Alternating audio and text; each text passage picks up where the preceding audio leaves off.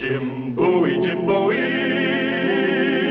he was a bold adventuring man. Jim Bowie, battled for right with a powerful hand. His blade was tempered and so was he. Indestructible steel was he. Jim Bowie, he was a fighter, a fearless and mighty adventuring man. The 1830s were turbulent. Land, the goal not only of the honest, but also of the unscrupulous. And nowhere did men think of wealth in terms of acres more violently than along the Mississippi. Get them any way we can.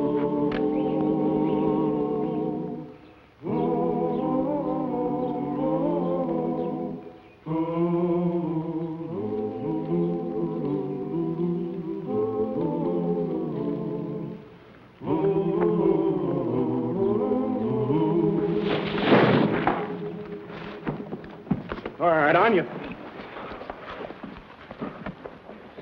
Maybe you won't mind telling me what this is all about. Why don't you go ahead and finish him off? Take his life. You and your thieving brother have taken everything else we've got. My brother Reason? You're wrong, man. He's in the land business up north of Champion. Yeah, Bowie and Bowie land office. Reason Bowie and Jim Bowie, ain't that right? Well, I got some money in it. He runs it. He did run it. How do you mean, did? He got just what he deserved. Exactly what you're gonna get. He was shot last week. Shot? Reason? Yeah, shot the thieving land grabber. He's dead.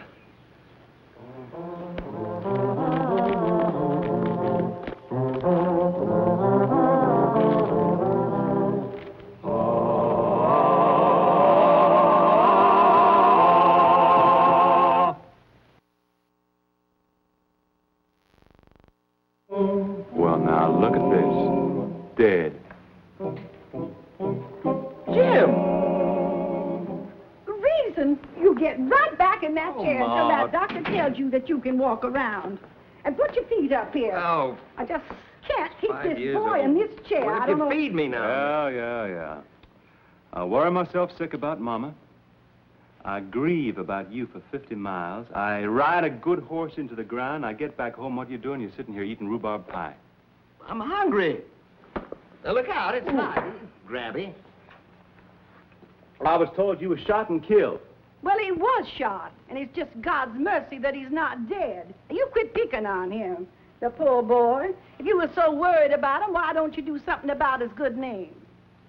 Yeah, now, wait a minute. What's this all about? Well, Jim, we're in trouble. Plenty of Now, trouble. listen, you let me tell him. You're not supposed to talk. Jim, I want you to listen. Yeah? Reason here almost sold off the whole tract when this fella, Dupre. yeah, Dupre, and he came along with a prior title to the whole shebang. I thought you got it from the government. Well, I did. But he had a land grant from some old French king or other. Well, why can't we just refund all their money, and then we can recover from the government? How are you going to recover his good name and yours and mine? These poor settlers are being turned off of their land, and they're blaming us. Why, some of them even been burned out, and one man's wife and little boy were killed. And they're claiming that we're swindlers, thieves, and murderers. I just can't see how this could happen. Any reason? Didn't you get advice from a lawyer? Well, sure. Judge Coford. Who? Judge Jonas Coford. From Kentucky? Well, I don't know where he's from. He didn't say. He wouldn't. You know him, Ma? Yeah, Mama. Aren't we related to some Cofords? Why didn't you tell me you went to him? Why? Because ever since I come home, you shush me every time. Reason. Was he a good lawyer? Well, he had an office full of clients. Drives a new carriage. He just bought the old Anderson plantation. Well, he must be a good lawyer. Yeah, Mama. Isn't he a cousin of yours? He certainly is not. Grandmother Hutchison's, her sister married Ed McGreevy, and they begat Sophie and Madge married Elihu Coford, and they begat... Well, all right, is my second cousin once removed. Ah. I never told you this before. Minnie, go out and see if the wash is dry.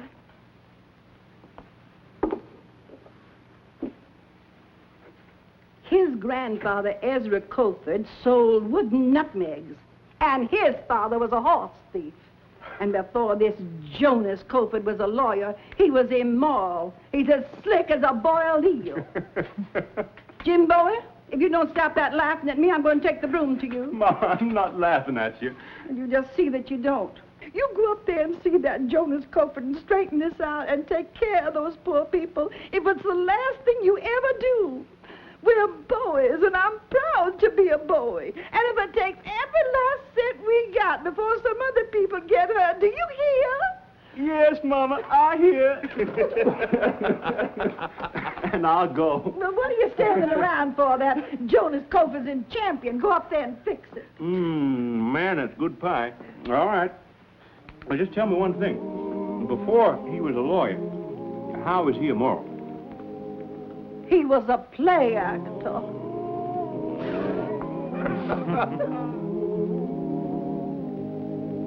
Jim Bowie, Elvie's son. Admirable woman, Elvie. So stern, so dutiful, so upright.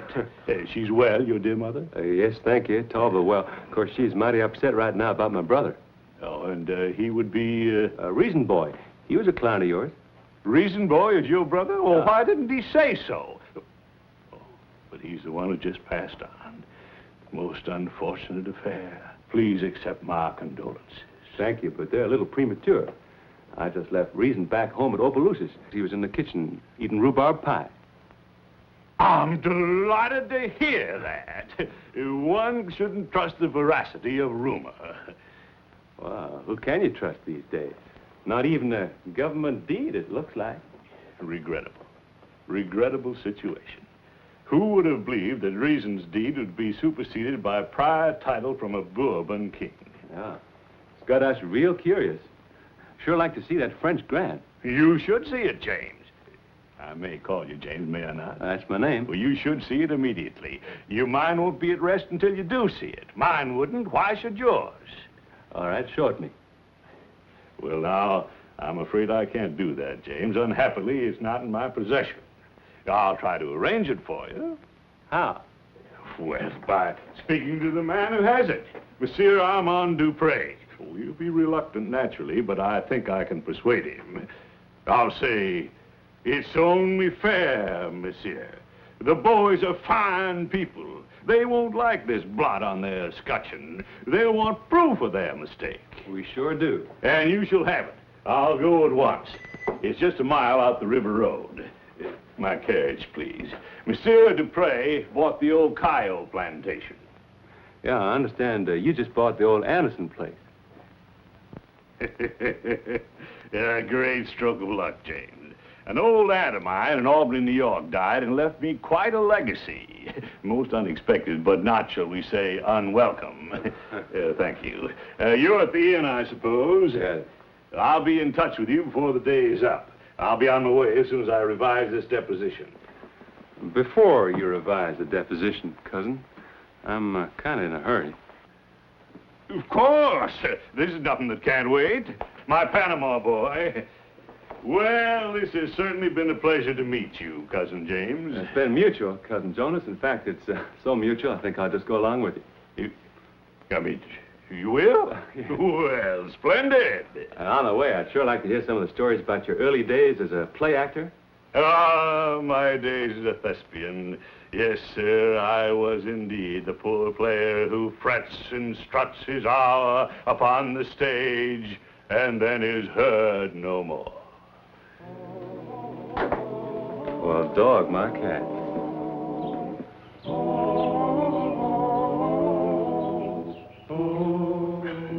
You want to inspect the French grant, do you?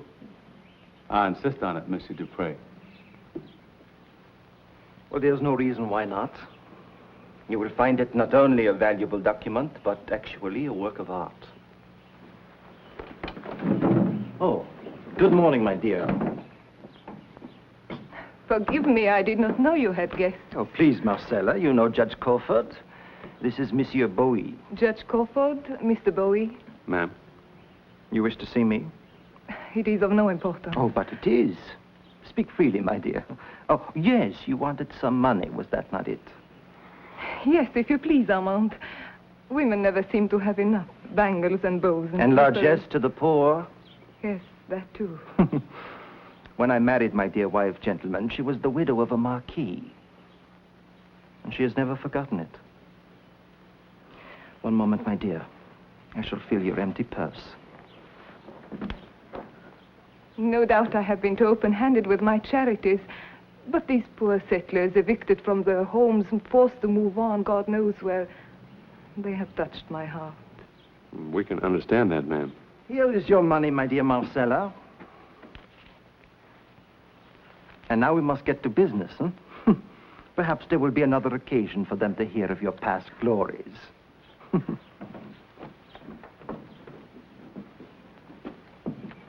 And now, Monsieur Bowie, your problem. Here is the grant. I trust you will handle it carefully. It is beginning to show its age, as who is not in these hectic times, huh? Is that not an excellent likeness of His Majesty? I can't blame you for being proud of this, monsieur. It's a real handsome document. Not to speak of its other value. You are a connoisseur, monsieur. Well, Cousin Jonas, I guess there's only one thing for reason of me to do. That's to take action against the government, selling us land it didn't own. You are also a philosopher. Yeah. Thank you. Well, Cousin Jonas? Thank you, Monsieur Dupre. We're very grateful for your courtesy. You've been most welcome, gentlemen. Good day, monsieur.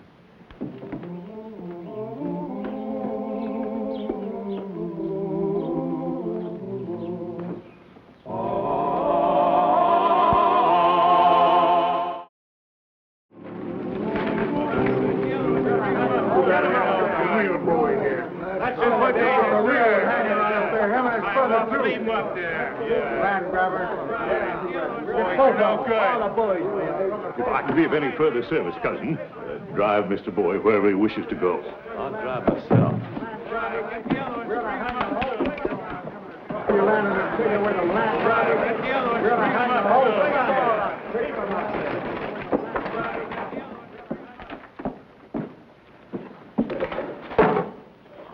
Anybody want to hang the real thing?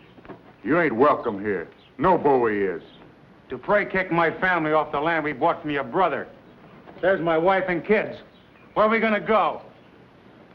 Anybody that needy? I'll stake the food.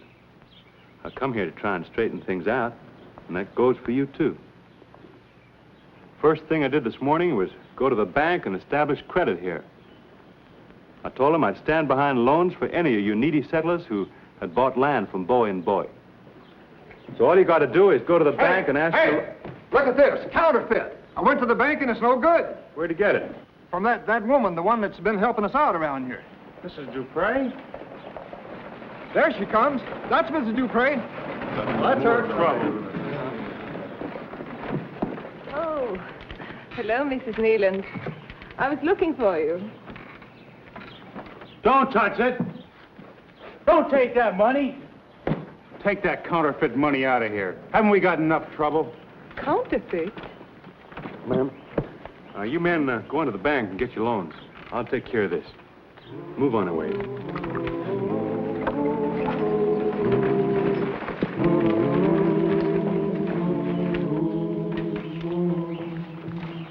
Madame Dupre, may I see that? Is this the money your husband gave you? Yes. He might have spared me this last indignity. You sure couldn't tell it was counterfeit. Looks good to me. Tell me, do you ever see that French land grant that he showed me? The one that gives him title to the land? Yes. I mean, did you ever read it? Did you ever study it closely? No, not closely. Oh. He wouldn't dare. Well, if this is, why not the grant? Those poor people. Don't cry, man. Now, listen to me. Here, take this. I need your help. I help you? About the grant. How? Well, there was a picture on it. King, Louis the something, There were many Louis. Louis the 16th, I think this one was. Wasn't he the one who kind of lost his head? He did indeed, along with his poor wife, Marie Antoinette. Do you know when that was? I mean, what year? It's a date I well remember. It was the year I was born, 1793. But why do you ask? Well, this King Louis. You know how old he was when he was... Guillotined? About 40, 39 to be exact, I believe. I see, and he died in 93? So let's see, he was born in 39 from 93, he was born in 1754. That sounds right, but why? But the date on that land grant was 1765. He could only have been 11 years old at that time. Yes? Well, don't you see? The picture was one of a fully grown man with his name on it and his signature underneath. But this is so stupid of him. He knows better than that. No, it is not stupid at all. It was deliberate. I don't think I understand. Of course it was deliberate. He makes a glaring error in history and dates on the assumption that no one here, yourself, for instance, will know the difference. And that Americans are all ignorant backwoodsmen. And from this, his mean little soul is fed. From this, he feels superior. Oh, the arrogance, the conceit of him. Don't, ma'am, don't. There's some way out of this. I don't know. I have prayed that there might be, but... Well, I don't want to intrude on your privacy. You don't have to answer this if you don't want it. Please, Mr. Bowie, I have no secrets from you now. Well, do you want to see this man, this husband of yours, get what he deserves? After this? Yes, Mr. Bowie. Well, then, I think the best thing is for you to invite me back to your house this afternoon as a sort of surprise for him. I'll bring Judge Coford. Are you sure you want to do this? Don't underrate Armand, Mr. Bowie. He is a dangerous man. So am I, sometimes, Madame Dupré.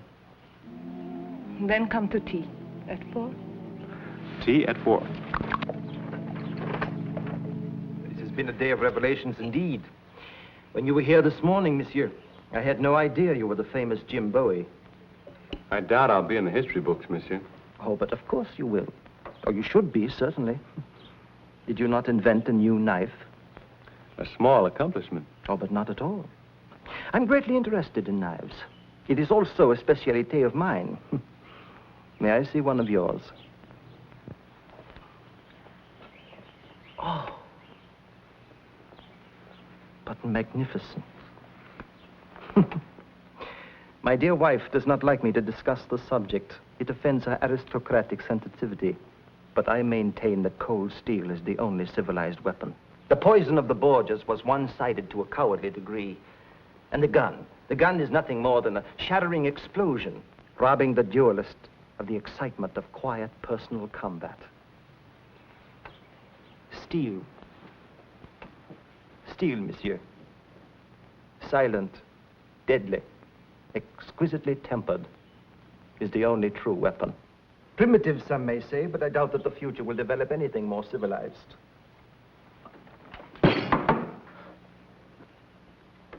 May I have some more tea, please, Herbert? It was so well balanced, I could not resist seeing it in flight. Where'd you pick up your liking for the blade, monsieur? Abroad. 8 years I studied the dagger with such masters as Gino Lardi, the Venetian, Pedro Pizarro, the Portuguese. Herbert, pour Monsieur Bowie some brandy. No, thank you. I have to be riding back to town. Lawsuits take time, and I haven't any to waste. Oh, but I want you to see my blade, monsieur. Please don't go. Herbert, pour me brandy. My own dagger. Really a poignard. Copied after those used in the Highlands of Scotland. Thank you, Herbert.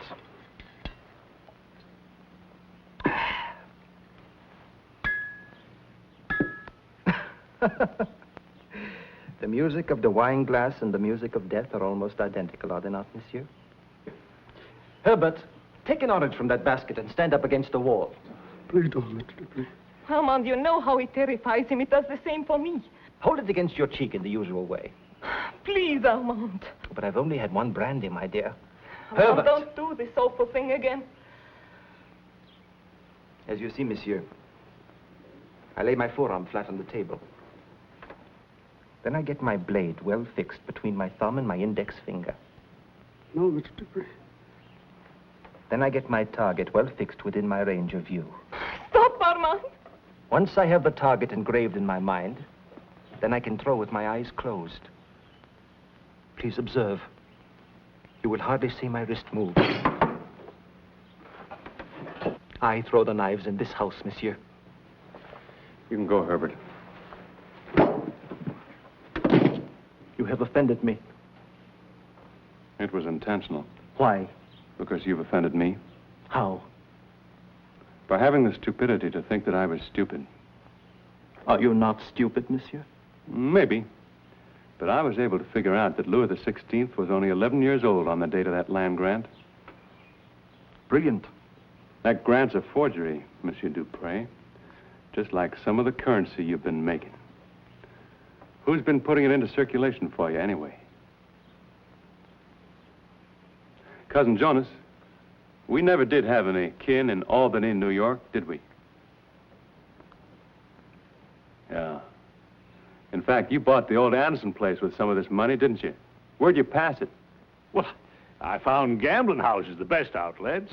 Memphis, Natchez, New Orleans. Well, Mama's going to be very upset when she hears about this. Very upset. I think you can be excused, Marcella. I am not going, Armand. I do not think you will like what you will have to see. And what will she have to see? He intends to murder you, Mr. Bowie. So, the moment has finally come, huh? Yes, Armand. At last. Watch him carefully, Mr. Bowie. He spoke one truth today. He did study the dagger under Ladi and Pizarre. They were his fellow inmates in prison in France, where he served 7½ years for forgery. That makes certain that no one but me must leave here alive. Now, this whole matter can be solved, Mr. Dupre, if you'll just come to town and make a clean breast of this whole affair. Quiet, you fatuous windbag! Keep your fingers away from that steel, monsieur. But it's the only weapon in the house. I have no gun. I told you the sound offends me. En garde, monsieur!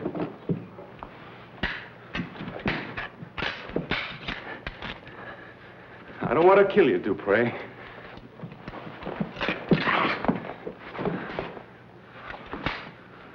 Judge Crawford is next. I'm saving the Marquise till last. It will be interesting to see how she will die, huh? Ha!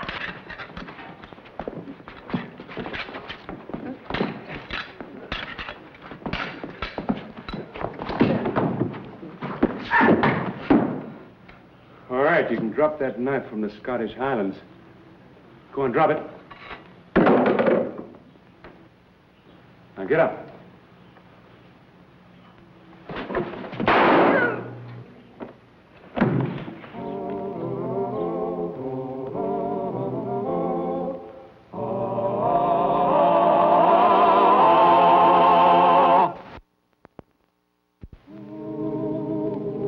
So it's all cleaned up now. Every one of those settlers back on his land. And the rest of it sold. Bowie and Bowie are out of business. For the time being. Much obliged, Jim. Well, I think I'm going to bed. No, you're not. Not before you tell us what happened to that poor Marquesa. Well, Madame Dupre? Well, she bought the old Anderson place. She's doing fine. Oh, no, Jim, you got that mixed up. Judge Crawford bought the Anderson place. Yeah, but he decided to sell real cheap. Just before he took the steamboat north. Said he was going back in the medicine show business. I can't get through my head is why I didn't shoot you. Yeah, that's just what I asked him. What'd he say? He said, shoot you? Why, James, you're kinfolk. I couldn't shoot the son of my own first cousin. Why, that's a fib and a story and a bare-faced lie. Now, Grandmother Hutchison, her sister married Ed McCreevy, and they begot Sophie and Madge, yes, she married Elihu Colford, and then, no, Good night, Mama. And then I think it was Sophie who married her. Yes, there was a And here's the star of our show, Scott Forbes. Hello, everyone. Hope you enjoyed tonight's show. And we'll be with us again next week for another exciting adventure in the life of Jim Bowie.